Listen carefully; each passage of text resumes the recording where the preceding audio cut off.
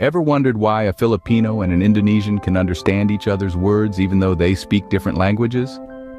Welcome to the intriguing world of Southeast Asian linguistics, a puzzle that's as fascinating as it is complex.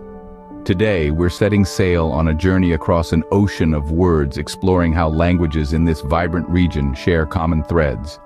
Our voyage will take us from the bustling streets of Manila in the Philippines to the lush landscapes of Timor-Leste, with stops in Indonesia, Malaysia, Thailand, Vietnam, Cambodia, Laos, Myanmar, and Brunei. We'll be diving deep into the linguistic connections that bind these diverse nations together. So whether you're a seasoned linguist or just a curious bystander, get ready to uncover a world where different languages intersect, creating an intricate tapestry of shared words and meanings. Join us as we unravel the threads of this linguistic tapestry. To understand this puzzle, we need to journey back to the past. Our journey starts with Southeast Asia, a region that has been a vibrant melting pot of cultures, languages, and empires for centuries. First stop, the Srivijaya Empire.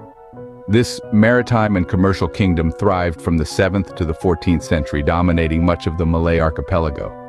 The Srivijaya's influence on language was profound, spreading the old Malay language throughout the region. This language served as the lingua franca of trade and diplomacy, and it's the ancestor of today's Indonesian and Malaysian tongues. Next, we visit the Majapahit Empire, an empire that stretched across modern-day Indonesia and the Malay Peninsula in the 13th to 16th centuries. The Majapahit Empire was a hub for cultural exchange and linguistic development. Their language, Old Javanese, had a significant impact on the formation of many Southeast Asian languages. It introduced a wealth of Sanskrit and Javanese words into the regional vocabulary. Our historical journey wouldn't be complete without a stop at the Khmer Empire. In its heyday from the 9th to 15th centuries, this empire covered much of mainland Southeast Asia. The Khmer language, the official language of the empire, is still spoken in Cambodia today. It has also left its mark on the Thai and Lao languages, contributing a multitude of words and phrases. These ancient empires were not isolated islands. They interacted, traded, and sometimes even fought with each other. This interaction led to a continuous exchange of words, ideas, and culture. Languages evolved, borrowed, and merged, creating a tapestry of linguistic diversity that is as complex as it is fascinating. These empires laid the groundwork for the linguistic landscape we see today. Their languages, carried by trade, diplomacy, and conquest, sowed the seeds for the shared vocabularies we find across Southeast Asia. And as we'll discover, this is just the beginning of the story. Stay tuned as we delve deeper into the role of trade, migration, and colonial powers in shaping the words that connect us across borders. Trade and migration played significant roles in shaping the languages of Southeast Asia. It's a fascinating tale, really, one where words are the travelers, hitching rides with merchants, explorers, and settlers, journeying across borders and time. Consider the bustling trade routes of yesteryears. They were not only conduits for goods, but also for languages. Indian traders journeying eastwards brought along their languages, like Sanskrit and Tamil. These languages seeped into the local vernacular, influencing languages like Thai, Khmer, and Indonesian. Now imagine the grand fleets of Chinese junks, sailing through the South China Sea, docking at the ports of Vietnam, Malaysia, and the Philippines. With them, they carried goods in their tongue, sprinkling Mandarin and Cantonese words into the local dialects.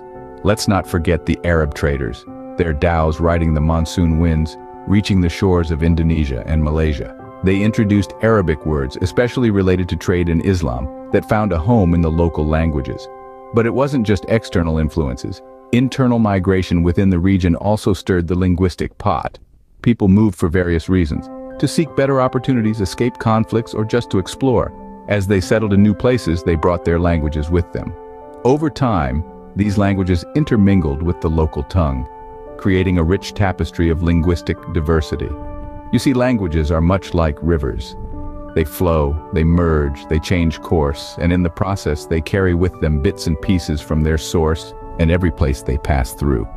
This constant ebb and flow of languages, driven by trade and migration, has given Southeast Asia its unique linguistic landscape. So, next time you're marveling at the commonalities in words between seemingly distinct Southeast Asian languages, remember the merchants with their exotic goods, the explorers charting unknown territories, the settlers seeking new homes. Remember the rivers of languages, their currents shaped by the tides of trade and migration. Through trade and migration, words traveled and took root in foreign soils. Colonial powers added another layer to the linguistic milieu of Southeast Asia. As the sun never set on the empires of yore, they extended their influence far and wide, reaching the vibrant lands of Southeast Asia. Their languages, as instruments of rule, were planted in the fertile soils of local cultures, growing roots that would intertwine with indigenous tongues. Spain, with its Romantic language, set its sights on the archipelago we now know as the Philippines. The Spanish language, like a flamenco dancer, swirled into the Filipino languages, infusing them with words like mesa for table and ventana for window. Spanish left a melodic lilt that resonates in the Filipino languages, even today. The United States, a relatively new player in the colonial game, made its mark on the Philippines as well. English, the language of this new power, was introduced into the school system, making the Philippines one of the largest English-speaking countries in Asia. The Dutch, those merchants of the seas, brought their language to the Indonesian archipelago. Indonesian, or Bahasa Indonesia, bears the imprint of Dutch in words like kantor for office and handdoek for towel. France, with its elegant language, left its mark on Vietnam, Cambodia, and Laos. French words like baguette and café were woven into the local languages, adding a touch of Parisian chic to the Southeast Asian linguistic landscape. Britain, the empire on which the sun famously never set, spread its language across Malaysia, Singapore, and Burma.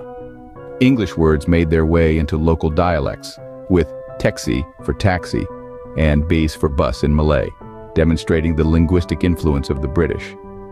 Colonial languages left their indelible marks on the tongues of Southeast Asia. These languages, once the tongues of rulers, became part of the rich tapestry of languages in the region, adding another layer of complexity to the intriguing language puzzle that is Southeast Asia. As we continue to explore these connections, we delve deeper into the fascinating story of how languages evolve, intertwine, and influence one another. Fast forward to the present day, and the echoes of these influences reverberate. Let's delve into the modern-day language connections woven throughout Southeast Asia. A striking example is the word pasar, meaning market, found in both the Malay and Indonesian languages, a testament to the trading ties that once bound these nations. Then there's samurai, a term we associate with Japan, yet it's also used in the Philippines, a ripple effect of the regional influence Japan once wielded. Moreover, chai, meaning tea, is a shared term across different languages like Thai and Vietnamese, a nod to the widespread tea culture in the region. Even the word kamusta, a greeting in Filipino, has a Spanish origin, como estas, reflecting the Spanish colonial era. These shared words, these linguistic threads, aren't mere coincidences. They are markers of a shared history and cultural exchange. These shared words serve as bridges connecting the people of Southeast Asia. So, what have we learned about the common words in Southeast Asian languages? From our journey through time, we've discovered that the languages spoken in this vibrant region are not isolated, but rather, they are interconnected in fascinating ways. The influence of ancient empires, from the Khmer to the Majapahit, has left indelible imprints on the languages, weaving a rich tapestry of shared words and phrases.